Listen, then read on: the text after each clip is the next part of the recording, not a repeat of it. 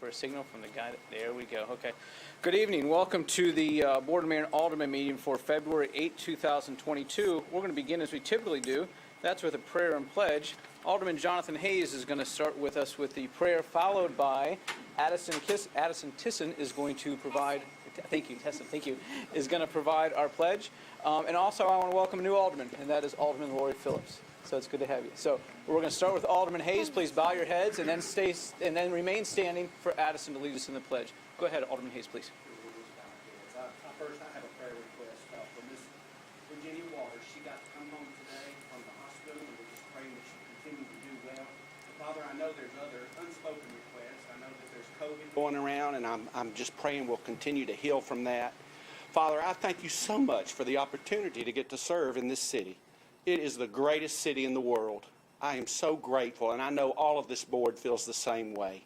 I ask, Lord, that you'll continue to bless our fire and police, but every single one of our employees. They're all working so hard, and they're working diligently because they, too, love this city. It's all in Jesus' name that I ask these blessings. Amen. Alderman Hayes, thank you. Addison, could you lead us in the pledge, please? I pledge allegiance to the flag of the United States of America and to the republic for which it stands, one nation, under God, indivisible, with liberty and justice for all. I appreciate that very much. Thank you both.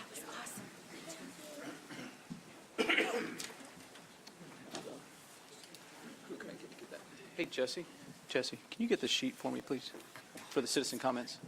Citizen comments. Thank you. You're fine. I'm going to entertain a motion that we accept the agenda. I want us to acknowledge item number 7, and that is that we have waived the 2-week rule there, and also let you know in our COO report, which is the third to the last item, our COO report will include information about our cell tower at Fire Hall number 4. Thank you. So I'll entertain a motion to approve the agenda as provided to you in your packets. We have a motion from Alderman Waters, a second from Alderman Cunningham. Any discussion? How do we get this electronic voting going, Jason? Is everybody ready? Okay. So all those in favor, press your green button. All those opposed, please press your red button. We need to do roll call. We'll do roll call in just a minute. That passes 11-0. We need to sort of back up there a little bit. So the agenda is approved. Should have done roll call first, and I typically do that when we have at least one person gone. So go ahead, Annette, please. Brown. Here. Collins. Here. Cunningham. Here. Dixon. Here. Edwards. Hayes. Here. Peterson. Here. Petrelli. Here. Phillips. Here. Robertson. Skidmore. Here. Waters. Here. Clare. Here. So, 2 people absent. Thank you, Annette. We have no presentations. We have no public hearings. Next, I'm going to entertain a motion to approve our minutes from January 25th, 2022. Have a motion from Alderman Collins and a second from Alderman Skidmore. Any discussion? All those in favor of approving the minutes as they were provided in your packet, please hit the green button. Those opposed, hit the red one.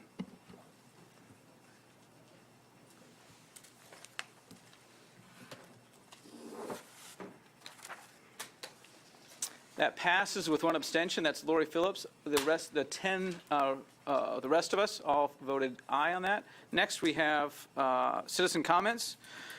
Speakers must identify themselves by name and address. Public comment shall be limited to 5 minutes per individual, which time is not transferable to other speakers. All comments are to be directed to the presiding officer, that's me, not to the aldermen, city staff, or other members of the public. Comments must address issues, not individuals or personalities.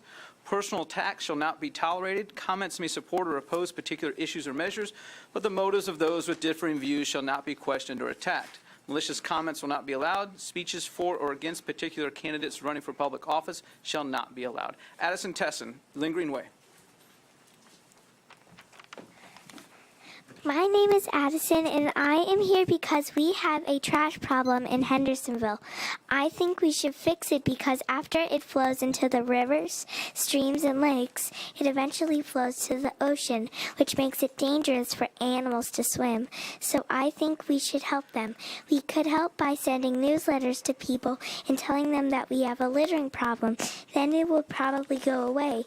We could also post stuff on the news about the trash problems, and maybe the word would spread and more people would hear about it. We could also gather people to help with the trash problem, and we could help clean it up. So who's with me?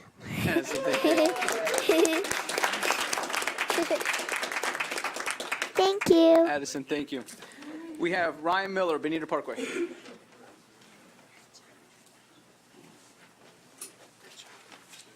How do you follow that? All right. Good luck. Yeah.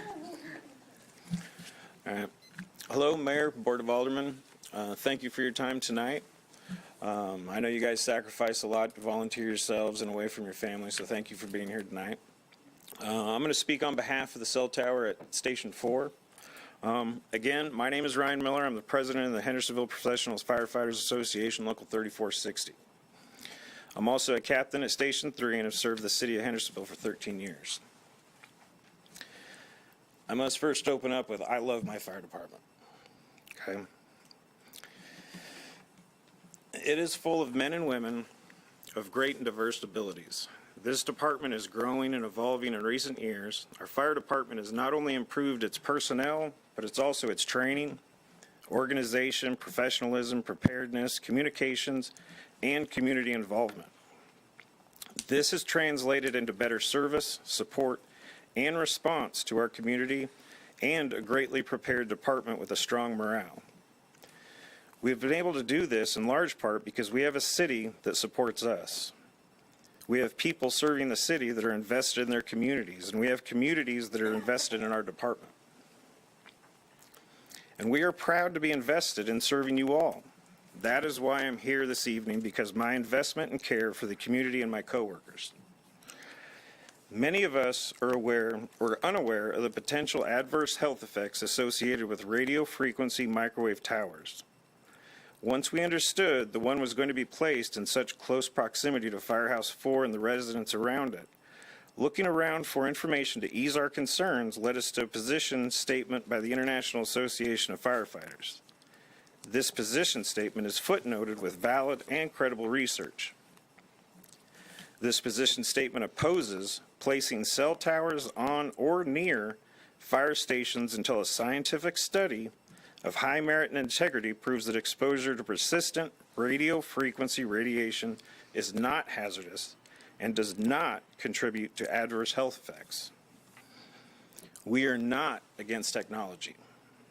We understand the needs and the wants associated with wireless telecommunications. We are pro-precautionary principle. Exposure is limited until proven safe.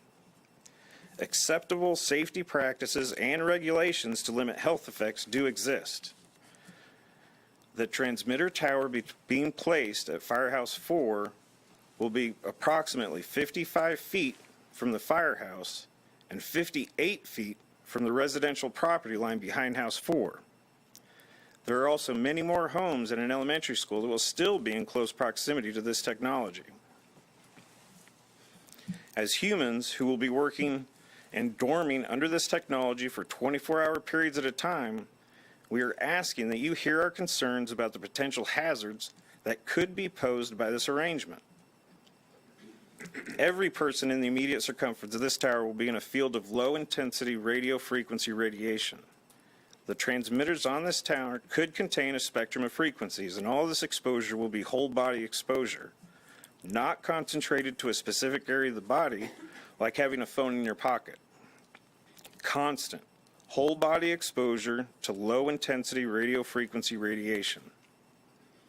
We are concerned about the potential adverse effects of living directly under these antenna base stations for a considerable period of time on a routine basis. The FCC safety guidelines on this technology are only concerned with the thermal effect. power levels high enough for microwaves to generate heat in tissue. As long as the power level of RF radiation is below that threshold of the thermal effect, the FCC says it's safe. And I'll end you with this today. We are more concerned with the non-thermal effects of RF radiation. What is happening when RF radiation is penetrating us at power levels that not generate heat? And can it still have harmful effects? Those are questions that are argued on both sides of the scientific community. And if there's a chance that we're being put at risk, then our stance is that we oppose that cell tower at Station 4. Thank you for your time. Ryan, thank you. Chase Bichette at Winston Hills Parkway. Go ahead. I like to, before I vote on this when it comes up, I like to get the information that he's presented tonight, because I can't remember everything he said. We'll make sure of that. So I think I'm entitled to see what he's talking about, Okay, we'll make sure of that. because he makes a good point. Okay, We'll make sure of that, and I know, and our COO will be discussing it later on. thank you. Okay, thank you. Chase, go ahead. My name is Chase Bochet. I've been a member of this department as well as our local 3460 since 2014. I want to start out by saying I spend every third day away from my family with my second home, or at my second home, referred to by the city as Firehouse 6.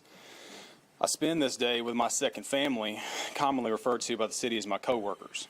My family and I both signed the dotted line and assumed this sacrifice when we took this position, just like all first responders. In accepting this line of work, we accepted the fact that the worst case scenario is one of us or several of us don't make it home one day. Also, another likely fate is some of us will contract some type of cancer from the things we're willing to subject ourselves to. We all accept this risk and sacrifice when we accept this job. Sometimes it costs us marriages. Sometimes it costs us missing moments in our kids' lives. Sometimes it costs us a life. So that being said, I could not sit by and watch something be placed at our firehouse that could increase the cost we are already willing to pay without speaking out, even if we are late to the party. RF radiation is a debatable topic. There is a large and growing body of internationally accepted scientific evidence which points to the existence of non-thermal effects in regards to RF radiation.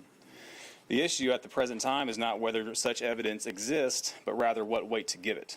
Internationally acknowledged experts in RF radiation research have shown that RF transmissions of the type used in digital cellular antennas and phones can have a critical effect on cell cultures, animals, and people in both laboratories and epidemiological studies.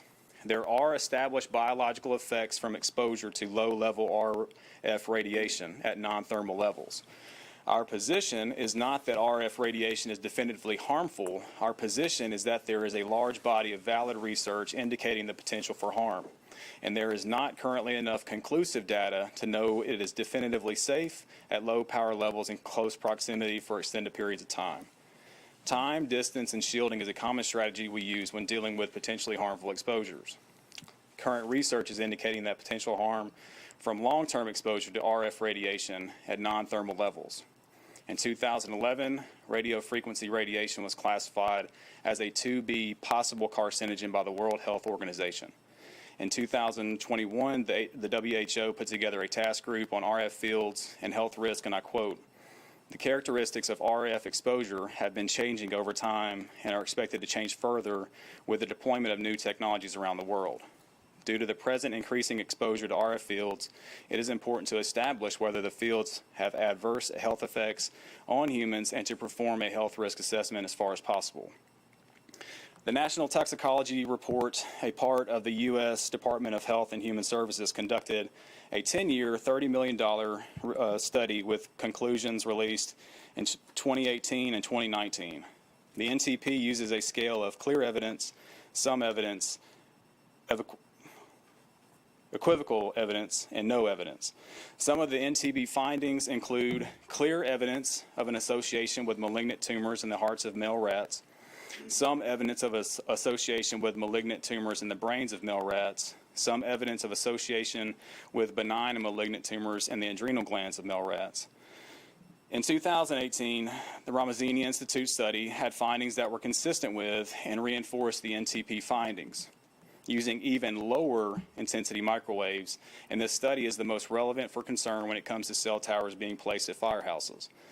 The FCC safety guidelines do not contain guidance for RF microwave exposure at intensities below the thermal effect threshold. There is no consensus on the research at this time, but there is evidence of risk, meaning that we need further research. We simply don't know what the possible health consequences of long-term exposure to low-intensity RF MW radiation is used by the cell phone base stations. The non-thermal effects of these exposures, however, are under increasing scrutiny, with a growing body of scientific literature casting doubt on the idea that the risks associated with this type of exposure are minimal. Chase, about 30 seconds.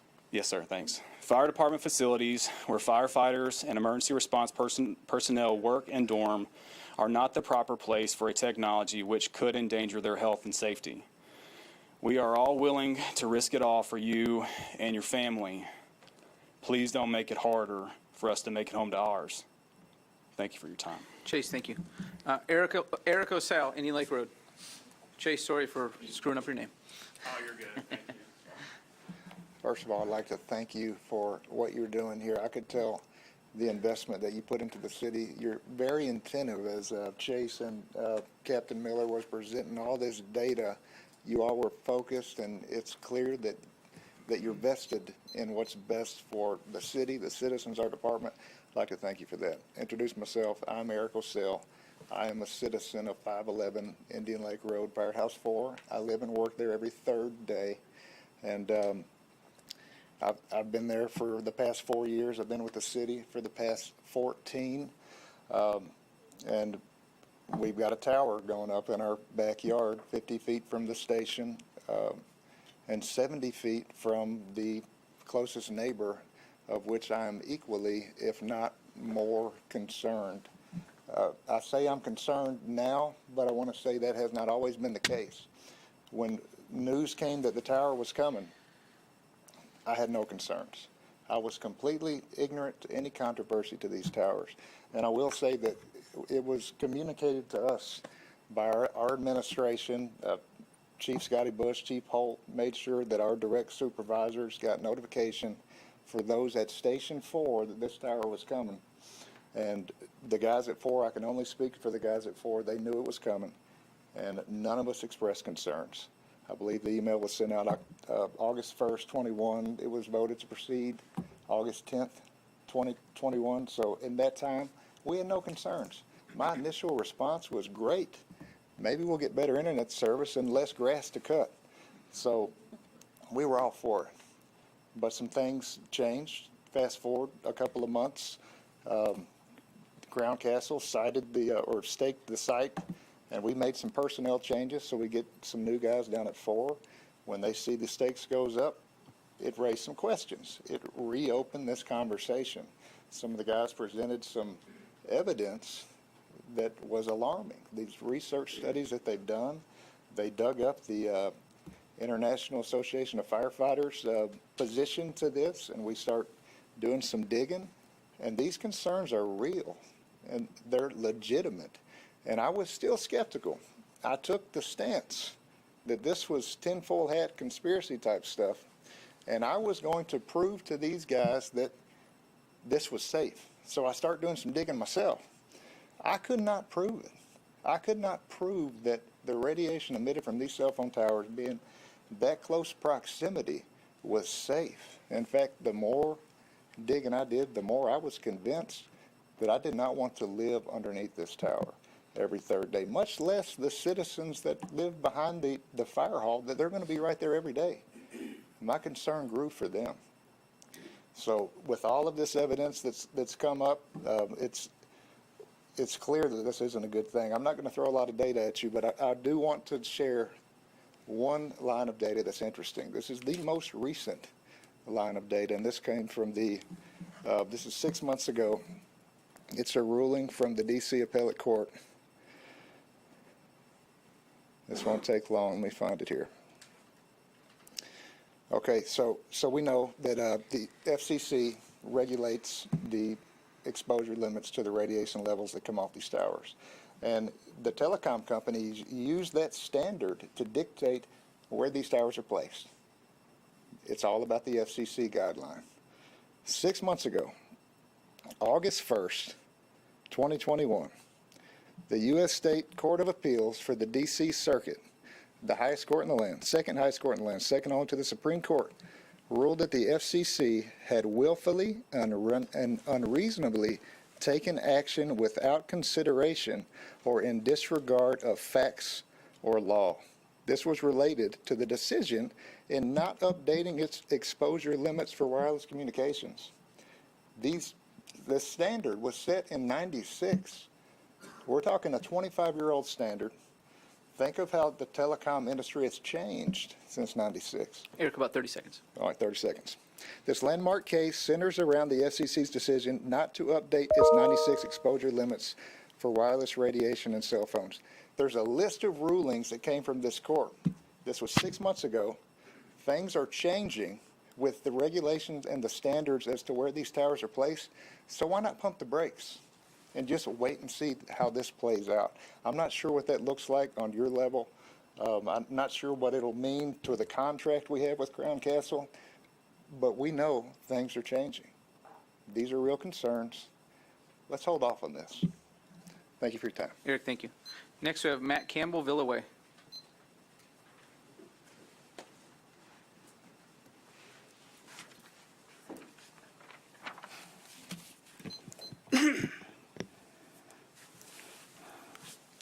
Ready? Yep, you're good. Matt Campbell, 120 Vintage Foxland Drive, Gallatin, Tennessee.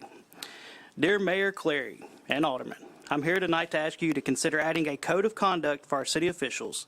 When public office officials representing our city threatens to have our county employee, or anyone else for that matter, fired or found to be using profanity, that is not an image which the city needs to be associated with this great city.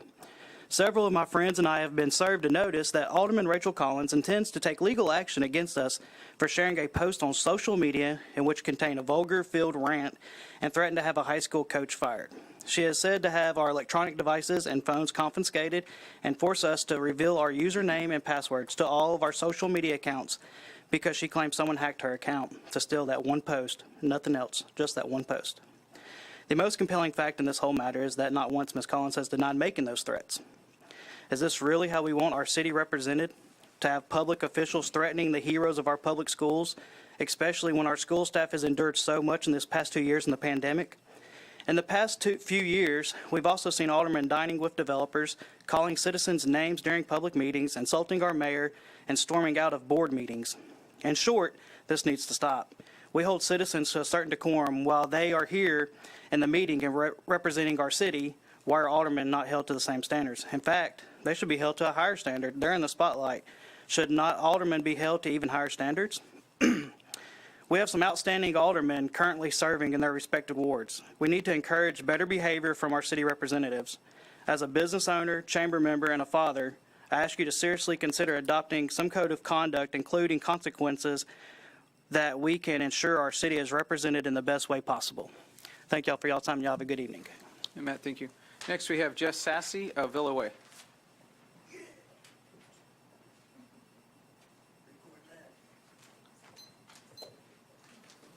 Go ahead, Jeff.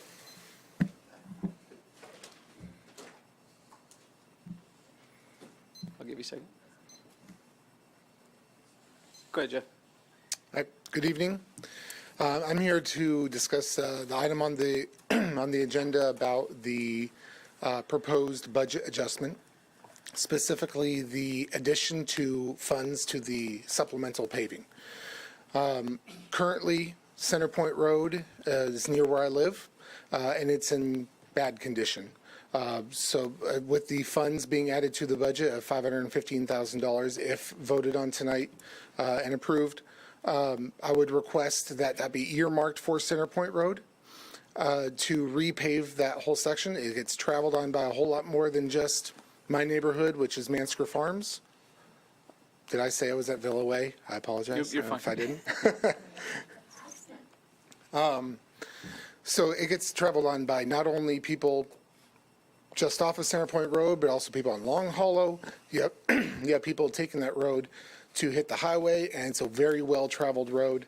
that is in desperate need of repair, several potholes. So I'm requesting that money be earmarked from Caldwell Drive to Hunts Lane. I am also collecting a petition. It has been recommended, and thank you, Alderman Cunningham, for her comments on that, on the petition that I've been gathering. It's actually helped me to look into the issue a little further, and I'm actually going to be adjusting that petition, but I hope to have you that in the next couple weeks to change the language on it. Currently, it's scheduled that road will be paved in the second half of this year, in the next budget cycle. But because that budget hasn't been set, that can change. So I'm going to change that language to ask that that money in the supplemental paving budget be adjusted so it's done in this first half of the year and can be dedicated to that street. That's all I have to say. Thank you. Jeff, thank you. Next on our agenda, we have the consent agenda. There are two items there. Second and final reading of Ordinance 2022-02. That's an ordinance amending the Budget Ordinance 2021-22 and accepting a State of Tennessee Department of Transportation Tennessee Highway Safety Grant in the amount of $33,453.20 for the Hendersonville Police Department. The second item on the consent agenda is second and final reading of Ordinance 2022-03. This is an ordinance amending the Hendersonville Municipal Code, Title 7, Chapter 6, regarding explosives. I need a motion. We have a motion from Alderman Petrelli, a second from Alderman Waters. All those in favor of approving the items on the consent agenda, please press the green button. Those opposed, press the red one.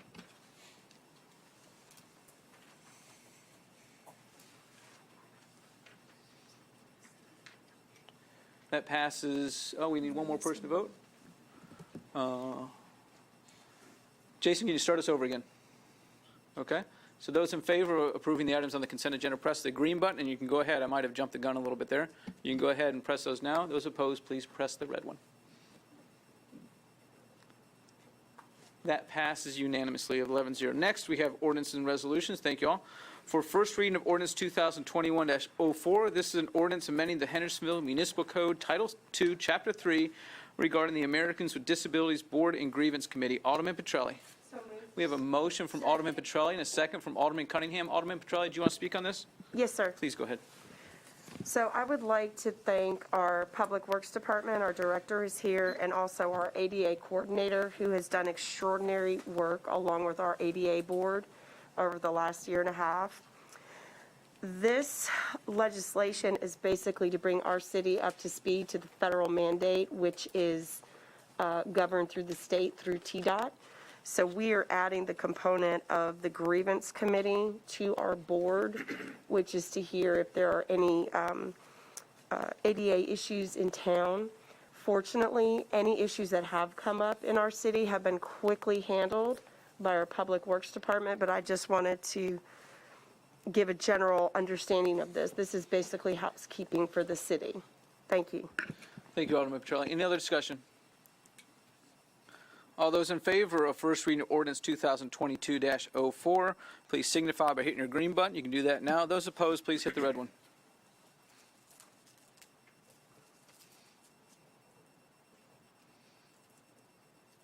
That passes unanimously. Now we have first reading of Ordinance 2022-05. This is an ordinance amending the Ordinance 2021-22, which is our current budget ordinance, to reflect mid-year adjustments to the city's 2022 fiscal year budget. Also move. So moved. And a second from Alderman Cunningham. Any discussion on this? Alderman Cunningham. Thank you, Mayor. I would like to make an amendment to this ordinance. But before I make the amendment, I'd like to preface it by several different quotes by different board members throughout the last year or two during this COVID about our employees. So proud of our Public Works employees and crew. Another quote was, "We appreciate all the hard work put in by everyone in your Public Works Department this week. City employees, they make our city shine." Another quote, "We have the best employees." Another quote, "Citizens are noticing work well done." Another quote, a big shout out to all our city employees.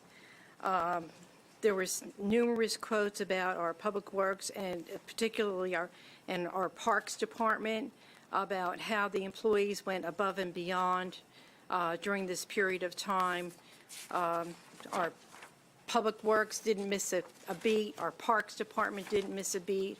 Our parks were enjoyed by multiple citizens throughout the last year and a half to 2 years because of the lockdown and the lack of socialization with different restaurants and venues like that. So with that said, I want, and I know that this board appreciates everything that was done by our employees. So, and we do, we really do, and we want to thank you in the form of allocating funds for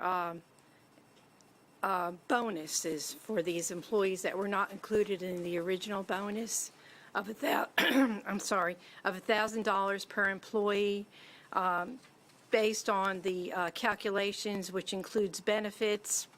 It would be about $150,000 allocation of funds. It would be allocated for full-time employees, current active employees, employed and also employed at the time of the adoption of this ordinance, which would be for a second reading. And that would be my amendment, Mayor. Okay, we've got a motion and a second from Alderman Petrelli. Robert, can you help us out a little bit? So as you're getting up there, I think the best way to, instead of creating a line for every department, which is technically probably what we should do, can we just write this into the ordinance and say that every employee other than fire and police, every employee other than those that received a bonus earlier will receive a bonus? I think we can handle it the same, out of the same fund that we handled the original, I think. And Okay. the original came out of, if you'll remember, the board set up a special fund for the ARPA funds. We can handle it out of that rather than separating, having 9 different departments calculate amounts. Okay. Alderman Cunningham, are you okay with that? Yes, I'm fine with that, Mayor, and I just wanted to make sure that it was for full-time employees, for current active employees, and they're employed at the time of the second reading of this ordinance. I got you. So the approximate consequence of this is about $150,000? Correct. Okay, okay. Approximate. We're not going to, a little bit off is not a big deal. Right. Yeah, and I'm sorry, I should have mentioned that that's the number I got from our finance director. I didn't That's based on the payroll, the most recent payroll. Yeah. Okay, okay. So that's, well, yeah. Okay, appreciate that. Thank you, Mayor. This affects me. It's going to give me a $1,000 bonus. So obviously I have a conflict with this. I'll tell you right now, if I am included in this, my $1,000 is going to go to the S'more Summer Reading Camp, which is an organization that has put together summer reading camps for children that otherwise wouldn't have an education component to their summer. And I'm going to vote for this because I think over the conversations with Jesse and with the Finance Committee, I think it makes sense. Before we didn't have money, we had restricted money that wouldn't allow us to do this. Now we have unrestricted money. I'm not for throwing money around, don't get me wrong. But I think in the environment that we're in, with the employment environment we're in, I think this makes sense. So I appreciate that. Alderman Dixon. Thank you, Mayor. And that's a great offer there for the Literacy Council and the S'mores program.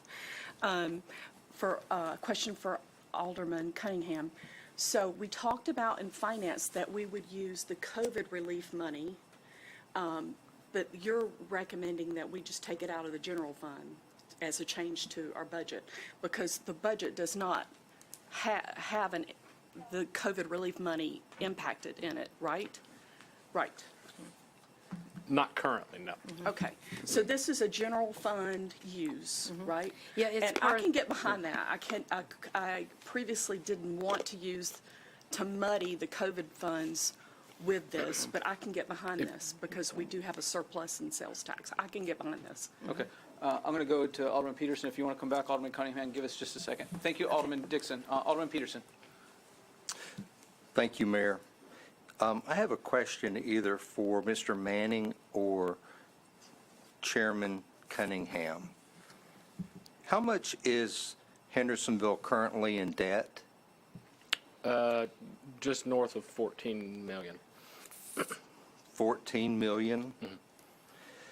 Mayor, I'd like to make an amendment to this ordinance to use the $2.5 million to pay down our debt.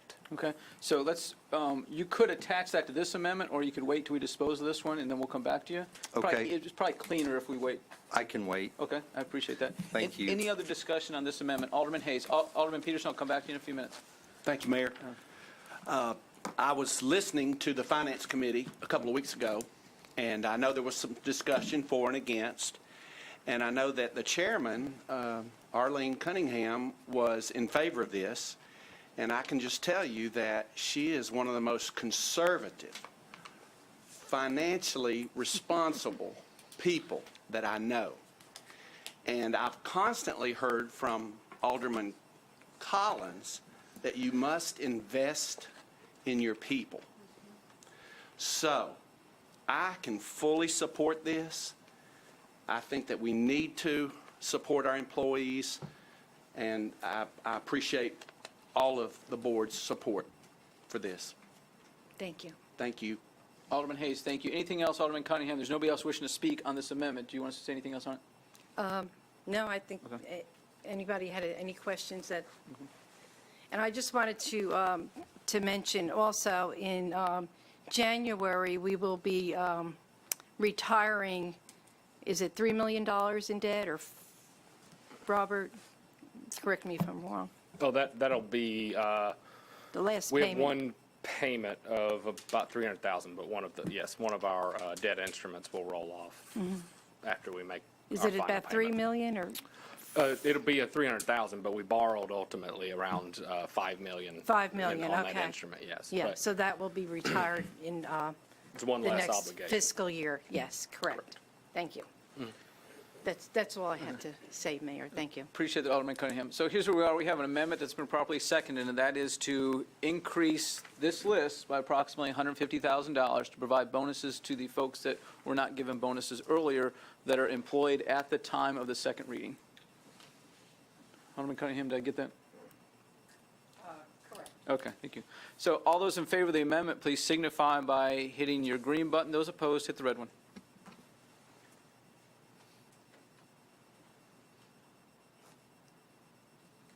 Okay, that passes unanimously. Alderman Peterson. Thank you, Board. Thank you, Mayor. Given the fact that the city is $14 million in debt, hopefully it will be $3 million less in January. I propose that we take this extra revenue of $2.5 million and use that to pay down our debt. So help me out, Alderman Peterson. Are you saying to eliminate this list and use the 2.5 all toward the debt, or keep this list and do that? I'm a new alderman, so Okay. I have lots of questions. Okay. How often do we do a mid-year budget? This is the first time ever. So it's new for all of us. Okay, because I thought we sat through several workshops, and I thought what we came up with was a very good budget for this fiscal year. So I was just curious as to why we had a mid-year budget, and there's a lot of very valuable items on this list. But I just thought, we spent so much time with the department heads and the Finance Committee, as well as the BOMA members, to come up with a really good budget. And being $14 million in debt kind of scares me. And I have a highlight here on page 52. And I'm going to read it. It says a conservative approach keeps the city from financially overextending itself with the mid-year budget review. So, I mean, even the wording, I would be afraid that, you know, we might be overextending ourselves at a current rate of 14 million. And I look at this as a $2.5 million rainy day fund, you know, generated through revenues of taxes and other areas. So that was just my amendment that I would like to throw out there, to use the $2.5 million to pay down our debt. Okay, so when you say the $2.5 million, do you want, I'm sort of lost a little bit here, and feel free to clarify for me, Robert. So do we include, so we eliminate this list? Yes, Mayor. Okay, okay. So we have an amendment to eliminate this list, and they put the $2.5 million toward debt. Robert? I'm trying to be cautious in how I say it, but if I hear you correctly, essentially lowering our debt for a future year in which maybe we need, where cash flow is not quite as high as it is now. I will caution only on one area, that we would not be able to borrow to fulfill operational duties in any year for, say, salaries or just regular operations. We can borrow for projects, we can borrow for more, for capital projects, or for other,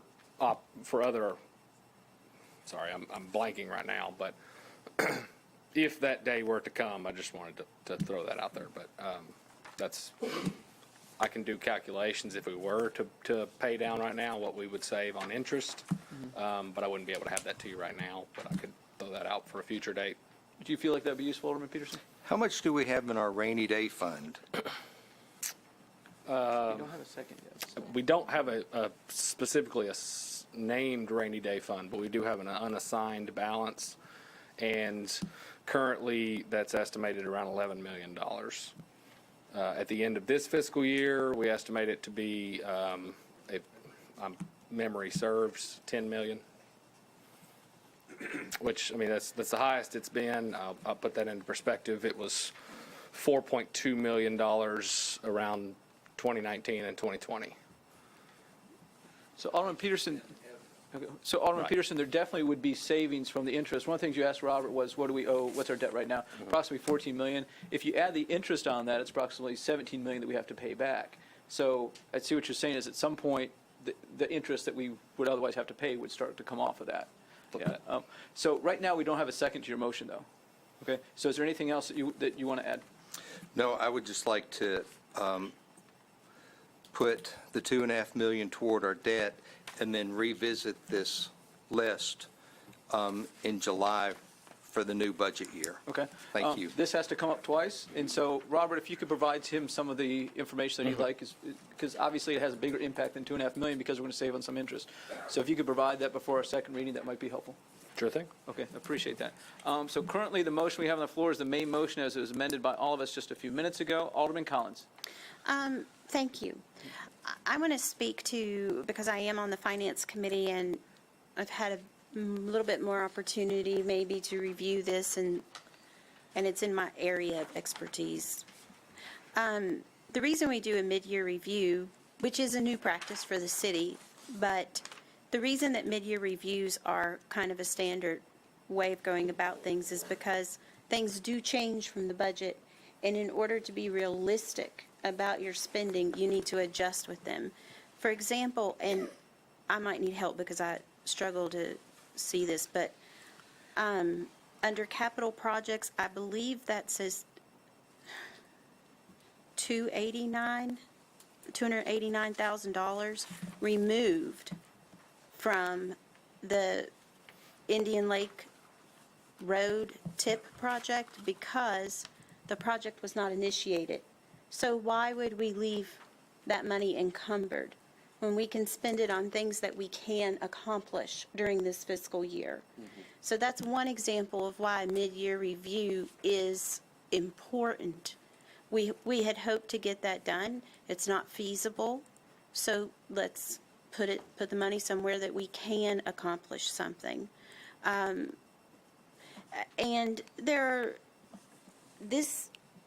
right now, it's an extraordinarily unprecedented financial environment. Our sales tax revenues have been 20%, 15% above where we projected them. And Mr. Manning uses the MTAS guidelines. They have a maximum that you can say, this is how much growth we'll have. He exceeded that maximum. And we have still seen some months, 15, some months. I think we hit one month was 24% above. I don't think I'm not going to remember exactly the numbers here, but I don't think I'm exaggerating. That doesn't happen. That doesn't happen. But here we are. And so we have an incredible amount of income that we didn't plan for. And it would be foolish for us not to use it. So how do we use it? That's the question. And what kind of interest rates do we have on the debt that we currently have? We've Just got about. Sure. We just refinanced several obligations around 1.65%. Okay. That's our largest. The other thing that is extraordinary at this time is inflation. I don't think we have to demonstrate that. But Robert, do you know what they're saying inflation is right now? 5.6%. 5.6%. So inflation, the classic example is how if you buy a stamp for 39 cents back in the day, I think they're 50 cents now, and probably some of us spent 19 cents on stamps. So every... You are very young. Back in the day, right?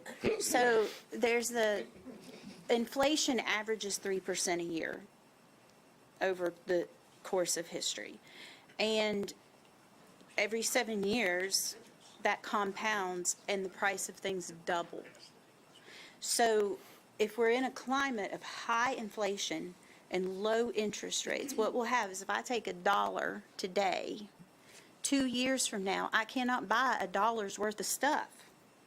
So my $1 that would pave maybe about this much of a street, in a year, maybe pave about this much of a street. So we're in an extraordinarily unique financial climate where retiring debt that's financed at 1.65% is not a financially sound decision. I know that sounds ridiculous, and it is counterintuitive, but don't use your heart, use your brain, run the numbers, and that's the answer. It is not a financially solid decision to retire debt right now. That's all. Alderman Collins, thank you. Anybody else? So we're back on the main motion. We have had one amendment, and that was for the $150,000, which will provide bonuses to several of our employees. But we're back on the main motion, and nobody else is wishing to speak at this time. All those in favor of first reading of ordinance 2, are we good? Oh, no, so we don't have the amendment? Okay, so we're back, okay. So we're back on the main motion. All those in favor of first reading of ordinance 2022-5, please signify by hitting your green button. Those opposed, please hit the red one.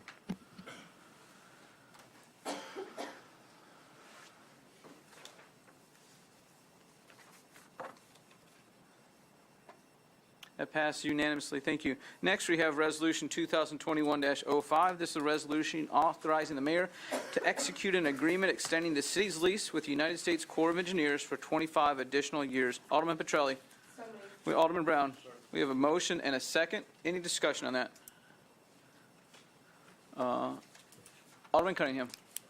Yeah, I just have a question for you, Mayor. Is this just kind of a housekeeping issue? Not with really. Corps? We've got, help me out, is it about 10 years left? No, not even that? Okay, so we've got 4 or 5 years left on our lease for many, many pieces of property that we control.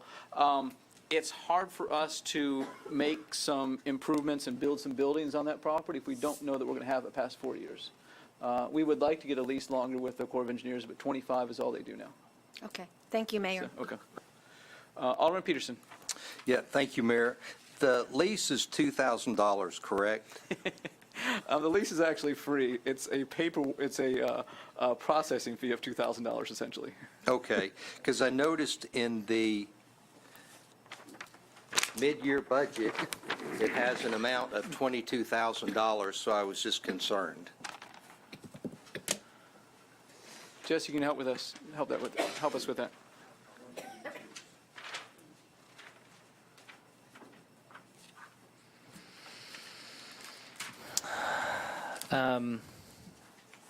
Is that under, what is that under?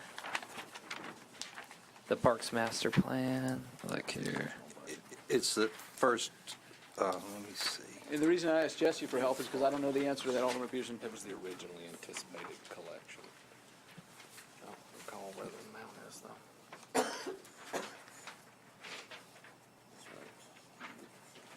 For the $2,000? So it's almost to the bottom of the first chart, professional services. Oh, right, okay.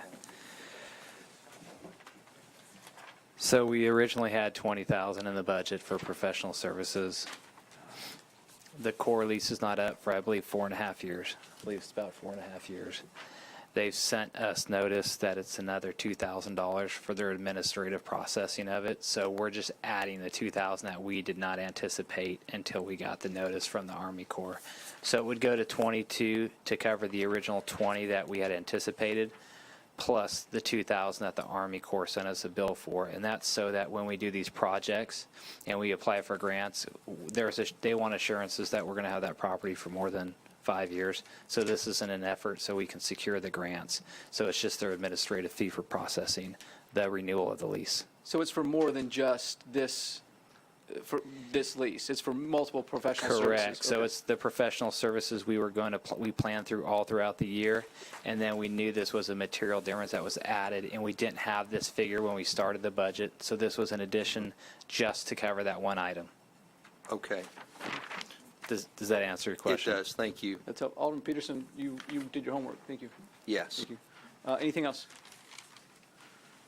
All those in favor of Resolution 2022-5, please signify by hitting the green button. Those opposed, please hit the red one.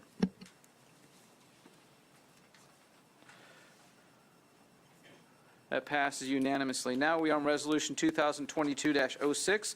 This is a resolution ratifying the fee schedule for parks programs. Alderman Brown. We have a motion from Alderman Brown and a second from Alderman Hayes. All those in favor of Resolution 2022-06, please signify by pressing the green button. Those opposed, hit the red one.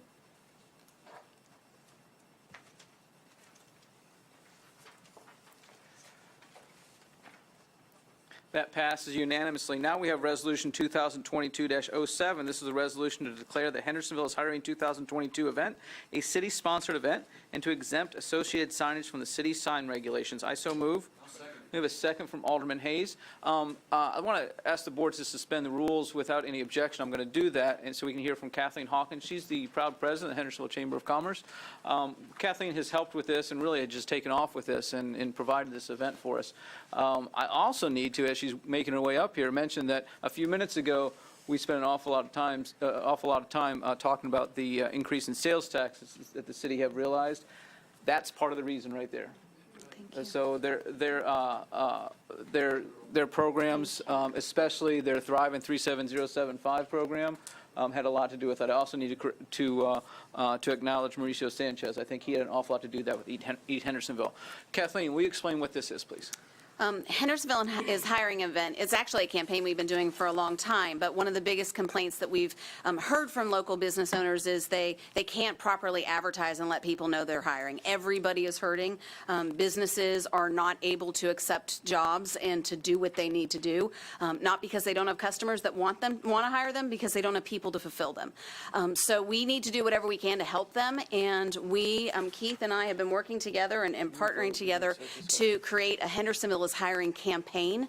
The concern or the problem or the need that they have, and they've talked to both of us about, is not able to advertise that they're hiring and not able to let people know. So we want to create an event where they'll go to the Chamber's website and they will register to participate in the Hendersonville is Hiring event. It will start on March 1st. It will go through the month of March only, and we will provide them complimentary with marketing materials that they need, signs that they can use during the month of March. And Keith can better speak to the ordinance and the requests that he's making as far as relaxing the sign laws that we typically have during this campaign period. But it'll be a formatted look. It'll be a branded look. I can show you examples. I think you may have an example of what it'll look like. So the campaign will be nice. But our goal is to not only invest in the businesses to give them the resources that they need to let people know, but then to also advertise and help those businesses by promoting this regionally, so we can advertise in surrounding cities to get people coming here to work,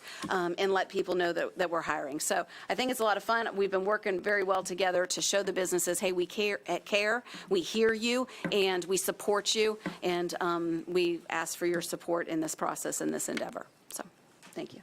Kathleen, thank you for what you're doing. Thank you for your explanation. Any other discussion? Any questions? Alderman Collins.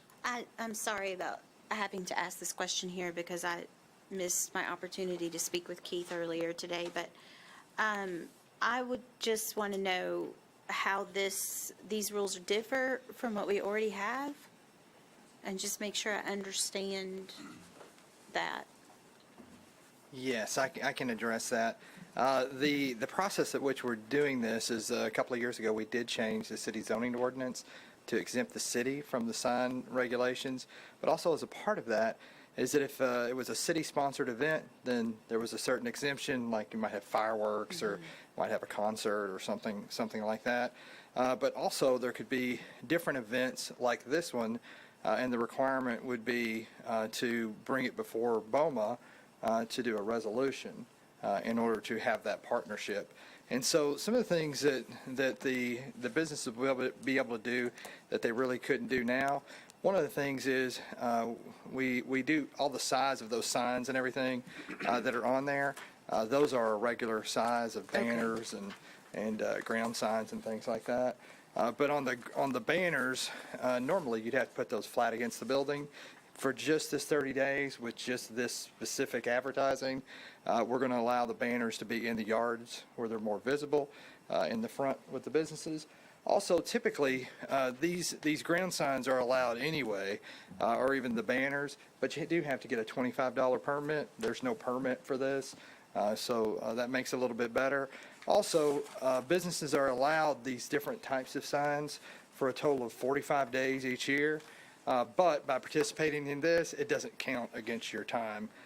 So if you have a sale or something later that you want to get a special promotion, you can do that. So those are the main benefits of it. Plus, it's the as you can see visually that Kathleen and her folks have done a great job with the design and the look of it. It's going to be something very interesting. Actually, I think it's going to be kind of unique. For Chamber and the city in this kind of situation to partner to do something that's going to be like this. So it's going to be kind of interesting to see what the results are. Appreciate it, Keith. Alderman Collins. Thank you, Keith. Thank you. That's all. I just wanted to make sure that I understood the differences, and I think this is wonderful. I'm excited about it. Thank you. And I might just mention this is, yeah, that's it. Hold on one second. Can you grab that, Jason? And I might just mention, doing this isn't exempting this necessarily what we're doing, exempting it from our sign ordinance. It is within our sign ordinance that events like this are acceptable. So it's not really exempting anything. It's just saying that partnerships can occur for special events like this, and this is the process at which you do that. Thank you. Thank you. Can can I Cool, ask one yeah, more thing? sure. Just real quick, in addition to asking your permission to accept this and allow us to do it, this is a joint effort, so we do need your help, because they don't have to be a chamber member to participate in this. We will supply them with whatever they need complimentary to participate, but we need to let every business in our community know that this is available and we are trying to help them. So you can give them my name and number, you can send them to our website, whatever it needs, but we need your help. I'm going to ask for your help to communicate this to the local businesses and say, hey, we're all here rooting for you, and we want you to thrive in 37075 as well. So, I'll thank hold you. it. Somebody else hit their button. You might want to stay there. Alderman Brown. Yeah, I don't know. Just sitting here thinking, I'm curious why we chose March, why we all chose March.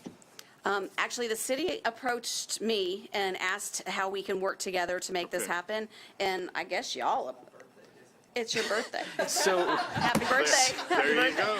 So I heard. I can come up with a reason. Hold but on, Keith. So I heard from a couple businesses, and it became obvious that the sooner the better. Yeah. And I think the earlier we could really kick this off was That's March, the and that's answer. another reason that I put it on the agenda so quickly. Okay. And as soon as it's approved, we're going to start producing the kits that they can pick up, hoping that they can really get out there next week, so they have plenty of time to get started by March 1st. And we'll communicate with them throughout the month to make sure they know it ends at the end of March. Okay, here's a thought, and do something with it or not, but it's just a thought. You're going to do it in your birthday month. We're going to do it Keith's birthday month, and then that's over. What if we added another week in April and another week in May, when college gets out and kids are looking for jobs? Same signage could be used. We would just give another, instead of a month, we would do a month and a week and a week.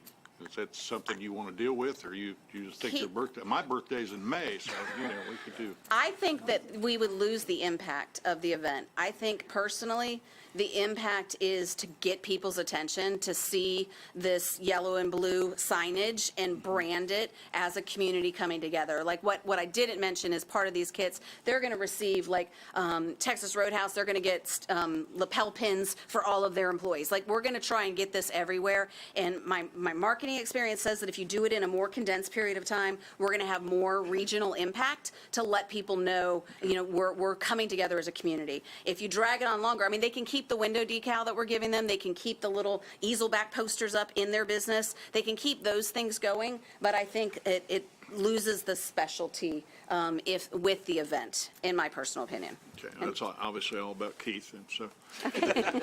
It's his birthday, sorry. No, We'll come up with another event for your birthday. How about that? I value that opinion, just trying to help you, help us, help them. That Together. makes That's sense. what it's all about. Yep, Thank thanks. you. Alderman Brown, thank you. Anybody else? All those in favor of Resolution 2020-07, please signify by hitting your green button. Those opposed, please hit the red one. That passes unanimously. Now we're on other agenda items.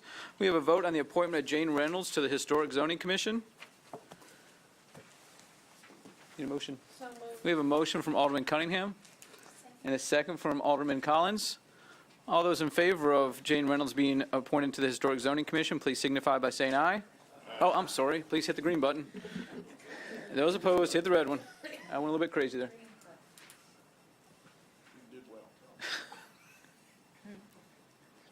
Did we screw that up, Jason? Oh, there we go. Okay, that passes unanimously. Next, I want to lead discussion about committee assignments. We have a new alderman that typically would fill the spot of the alderman that whose term has not expired, and that would be the Public Safety Committee, and that would be the Municipal Board of Zoning Appeals. I'll open it up if somebody else wants to take those spots and she fills something else. Any discussion on that, or do we just go ahead and put her there? You gotta love that terminology. Just put her there. Alderman Collins. I'm not volunteering, but I'm just wondering, Alderman Phillips, I've just been here a little bit more than a year, and the Board of Zoning Appeals sounds difficult. Alderman Peterson, bless his heart, did the Planning Commission, took one for the team, but I'm just wondering how you feel about those positions. So good news is she's only liaison. Alderman Peterson actually votes for the planning commission. I agree with you. So, Alderman Phillips, you want to take that, or do you? Any response? I thought, oh, do I have to? No, you're good. You're good. I turned it on for you. Because you asked me Yeah. directly, okay. I thought I was going to veer toward public safety, but now this is something different. So you will have two assignments. One will be your committee Oh, assignment that you actually participate with, and that's Public Safety Committee. And then Oh, the okay. other one is you report to us from a Citizens Committee. The Board of Zoning Appeals is that The Citizens Committee. liaison. You don't actually participate with the Citizens Committee, but you report to us, whereas the Public Safety Committee, you do report to us. So you'll have both of those assignments. Typically, I think we have everybody all back do. up to two now. Yeah. So everybody has a committee assignment from the board, and then everybody has liaison assignment. I'm okay with it if I have a mentor and I can learn. I'm willing to learn. Okay, we'll help you. Alderman Okay. Skidmore, do you have, I'm sorry, Alderman Collins, anything else? Oh, no, I just thought we should probably ask Lori how she feels about that. I agree. Okay, Alderman Skidmore. Alderman Collins is correct on the, about the Board of Zoning Appeals. And I want to let you know that our past alderman who was there, we actually, because it is complicated, we actually would most of the time either switch off and go either go together, or and a lot of people didn't know it because it was just up to us. I mean, we didn't feel like we needed to come to the board and said, hey, this is what we're doing. We just did it. And because he was the liaison to that committee, and I was the one in the I don't know what they call it now, but it's the regional board of zoning appeals in the planning area where I was. So we would switch off, and sometimes we'd go together because it is. But if you would like, I would still do that, continue to do that, and help you until you get your feet wet, and then I'm going to run and hide.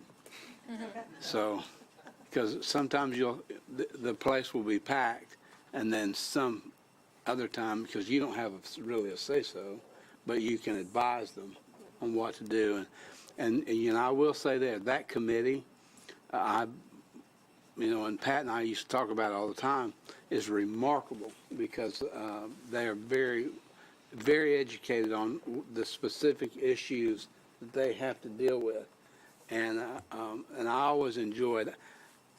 I didn't go yesterday because I wasn't feeling well. Still don't feel well. It's not COVID.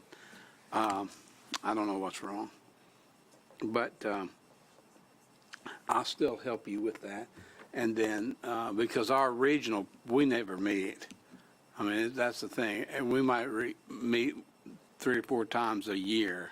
I think sometimes, I don't know, but that they're always meeting, about once a month. So I wanted to let you know I'd be happy to help you in any way that I could with that, if that's okay. Okay, thank you. Alderman Skidmore, thank you. I feel like we need to vote on that. That we need to vote on, and I'll make this motion that our new Alderman Lori Phillips, serves on the Public Safety Committee and serves as the liaison to the Board of Zoning Appeals.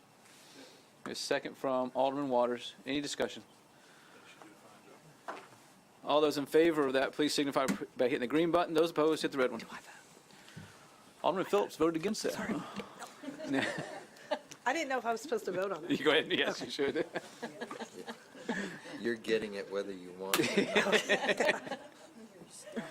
Abstain. Are we missing? What are you doing wrong? Oh, Alderman Waters.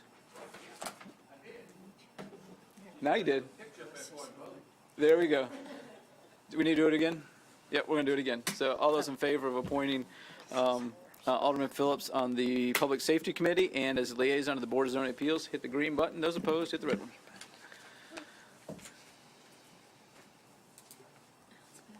Who are we missing? Alderman Skidmore. Did I not vote? Just try to. There you go. I think we're good now. We've got 11-0. Thank you. Now we have brief committee reports. Chairman Brown, General Committee. Mayor. Hold on here. Sorry, go ahead. All right, thank you, Mayor. We voted on Resolution 2022-07, a resolution to declare the Hendersonville is hiring 2022 event. I'm not going to read the rest of it. We voted, everybody voted, and it's in the birthday month of Mr. Green. Resolution 2022-08, a resolution of the City of Hendersonville approving economic impact plan for Chute Lane Development Area. We voted that unanimously, be coming before you in 2 weeks. Resolution 2022-09, a resolution supporting the restoration of the historical state shared sales tax relationship and the increased single article cap revenue sharing relationship between the state of Tennessee and local governments. This is a mouthful, but we voted unanimously to do that. Resolution 2022-10, a resolution amending the job classification list of pay tables with respect to payroll coordinator position and creating 2 new positions. That was amended to also move a administrative person in fire and an administrative person in police up 1 grade, so that affects 4 people. That was passed unanimously. Resolution 2022-11 is a resolution authorizing the mayor to execute a revised lease agreement regarding the Monhaven property. We moved that to the board with a couple caveats that the mayor is going to speak with those powers to be at the MAC and get with Mr. Bradley and make sure we get a couple questions answered there, but I'm sure there'll be more in 2 weeks at Beaumont. We had other agenda items, a discussion on reestablishment of beautiful Hendersonville. We did that about 2 months ago. We've got a couple people that are very interested in serving and getting beautiful Hendersonville up and going again. We really don't have anything to vote on, but I would tell you that beautiful Hendersonville is still there. They still have money in their line item, around $11,000, I believe, is what Robert said. So what Bowman needs is we need your nominations. We need 6. We have 6 wards. We need 6 nominations, 1 from each ward, and 1 from the mayor's office for seven folks to be on beautiful Hendersonville. So the quicker we get them in a couple weeks, then the flowers will be blooming in Mr. Free's birthday month, and maybe beautiful Hendersonville will bloom also. So that's my report. Thank you. Chairman Brown, thank you. Chairman Petrelli, Public Safety. Thank you, Mayor. I'd like to thank our public safety officials for their service every day. Thank you. No report. Appreciate that, Chairman Petrelli. Alderman Peterson, Planning Commission. Thank you, Mayor. I'm thankful for Public Works and for Director Free showing up so he can do my planning report, because if he hadn't, the dog would have ate my homework. So I would like to refer my time to Director Free. Thank you. You need to be prepared in March, so Great, Keith. Yes, we met, the Planning Commission met on February the 1st and had actually a small agenda. Final plat for Leland Irvin property, approved site plans for the Durham Farm Phase 4 villas, approved site plan for Indian Lake Village multifamily site plan, and also site plan for 121 and 123 Maple Roll Boulevard, and then acknowledge the general acceptance of Savannah Phase 8, Section 1, with no streets being accepted in that.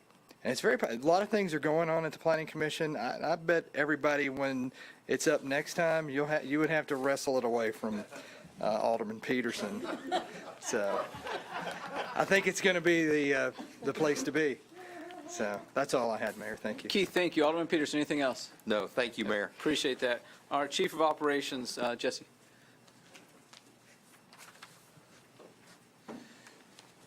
Alderman Peterson, you don't have to worry about doing the report next month because I denied Keith's vacation request for his birthday, so I think you're safe.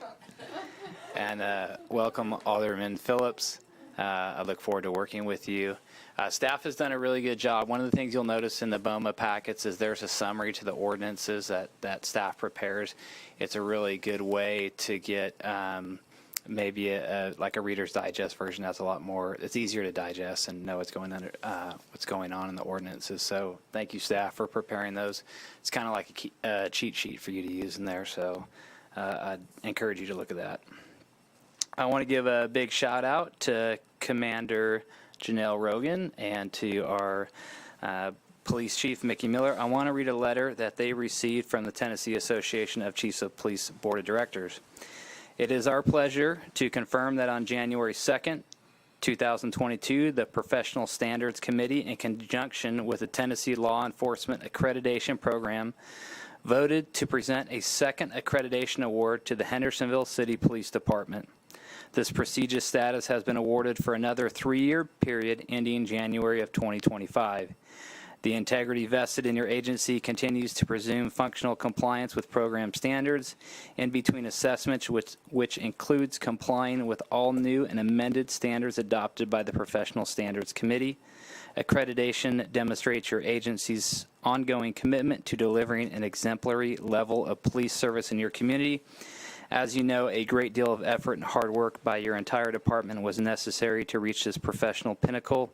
Again, we commend your agency for its accomplishments and applaud you personally for your leadership role in the accreditation process. So a big shout out to the chief, and then Commander Janelle Rogan is the one who has really done all the legwork for the accreditation. So Janelle, thank you for all your work that you've done on that. Then the other item that I wanted to talk on, as the mayor had mentioned, was just to give everyone kind of an overview of how we got where we are with the cell tower at Fire Station number 4. So that is essentially a relocation of the cell tower, cell service that's at Indian Lake Elementary School. Right now, right out the back door, it's almost attached to the building, is a cell tower behind Indian Lake Elementary. I don't have, in full disclosure, I don't have the full history. I came in to the city and then this was given to me, so I have the information since when I've been here on forward, so that's what I'm going to share with you. The cell tower lease with the school district was expiring and was only extended by request of the mayor. They didn't really want to extend the lease there. It had been a 25-year term. It was up. And if that cell tower came down, obviously cell service would have been affected in the area. So they extended it for a while. Crown Castle, who had initially installed that tower, had not acquired an alternate site to put their cell tower. And they expressed an urgency not to improve cell service, but just to keep the same level of cell service that's currently on the peninsula by relocating the tower. Approximately, it's about 700 feet away to where the new location is going to be. And one of the first questions that I had for Crown Castle was, if the tower is not put up, will this affect the cellular service in the area? As we all know, the demands for cellular service continue to increase, and that peninsula is still continuing to grow. There's, right behind Indian Lake Elementary School, there's a track that's going in there. And the answer was yes, it will be impacted if a cell tower does not go up. And the next question I had was, can we use Beatty Farm property, because that's the next closest city-owned property that would be eligible for a cell tower to go up. And the response was it would not provide an adequate level of service like it would at Fire Station number 4. So kind of the dilemma is, there's going to be this lack of service if we don't put it up. And the option was to relocate it on the closest piece of city land. So the process that we went through to get a lease agreement signed with Crown Castle was, first we put out a public RFP, so that was noticed, and we had 2 people who responded to it. Crown Castle was one of them. And then we held a public meeting after we sent notice out to the fire department, which you guys heard today that it was disseminated with the fire department. We didn't hear any concerns or comments from any firefighters or anyone at all. And when we put public notice out and we do a public hearing, there's a radius of folks that get notified within the location of that public hearing, and we received 0 comments from that. So just in an effort to be even more transparent, when the item went to BOMA, it didn't have to be a public hearing, but we noticed it as a public hearing. And that happened on the night that we met at the, we met in the school auditorium.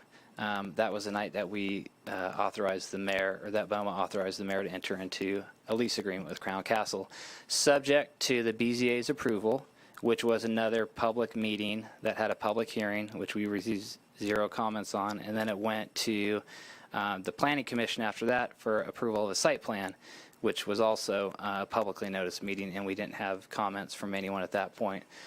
So the mayor executed an agreement to enter into a lease with Crown Castle to put up a tower there. That doesn't mean that the concerns of the firefighters have fallen on deaf ears. So I have spent a great deal of my time recently to try and see what we can do with Crown Castle. And one of the things that we recently did is we held a Q&A with Crown Castle at Fire Station number 2.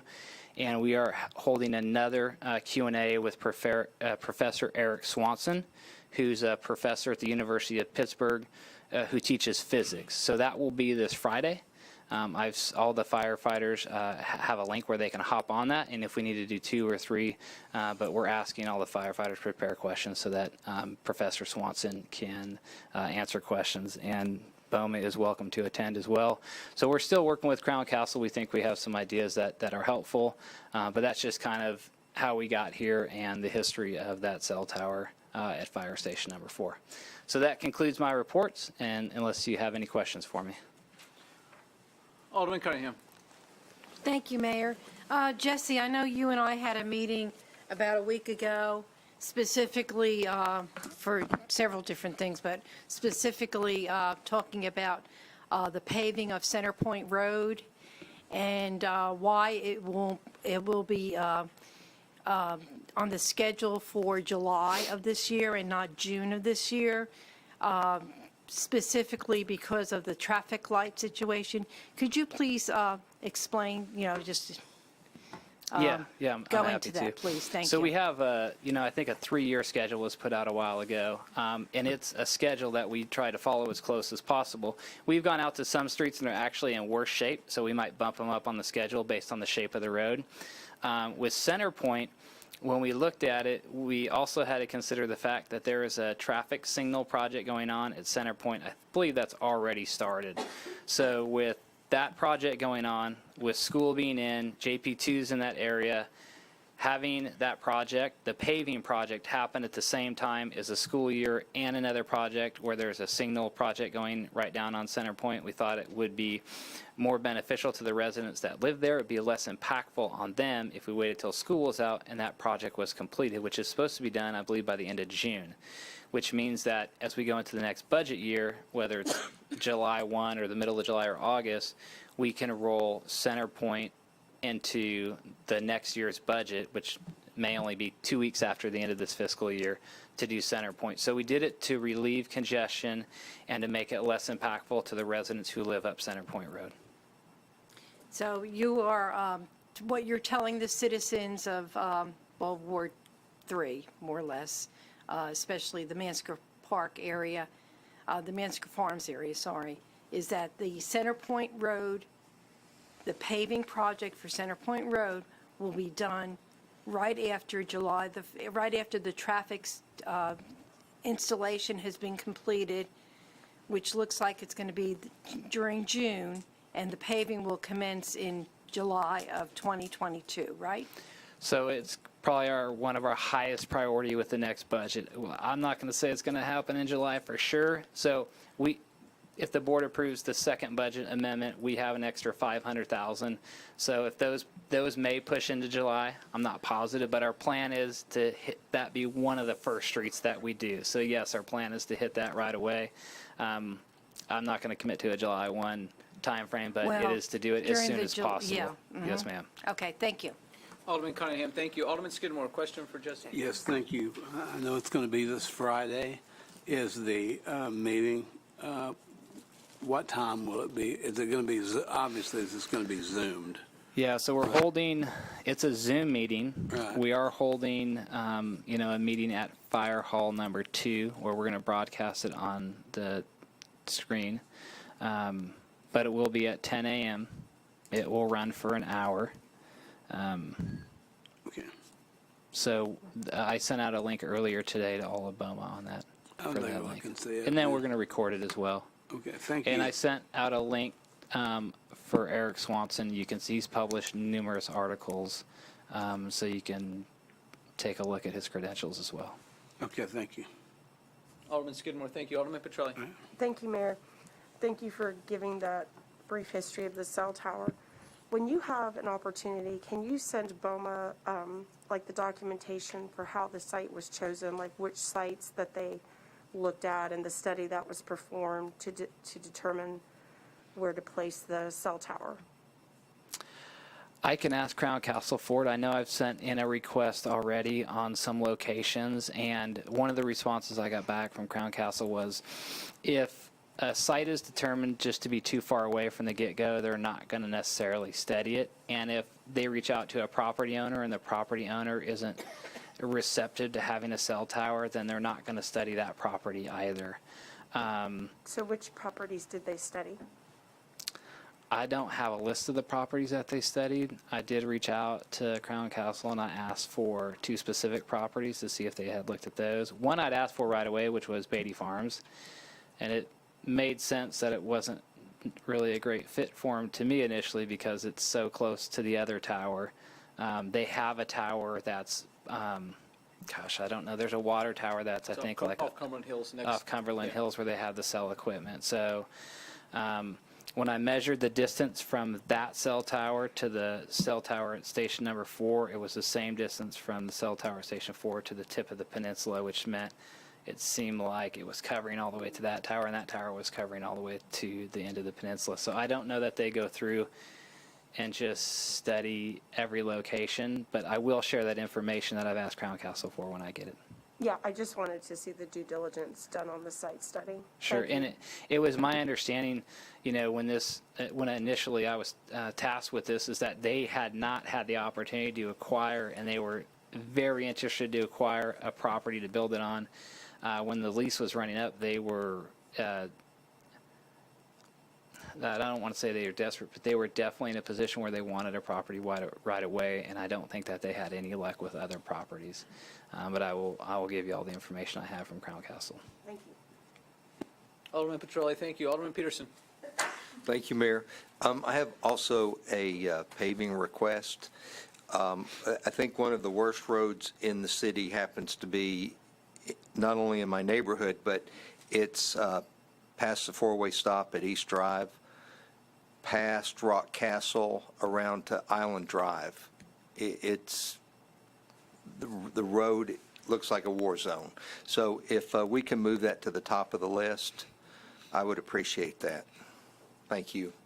I'll second that because I drive that stretch every day. We will take a look at it. Thank you. Thank you, Jesse. You see my report in the packet. Alderman Phillips, would you like to make a motion to adjourn? Go Make a ahead. motion to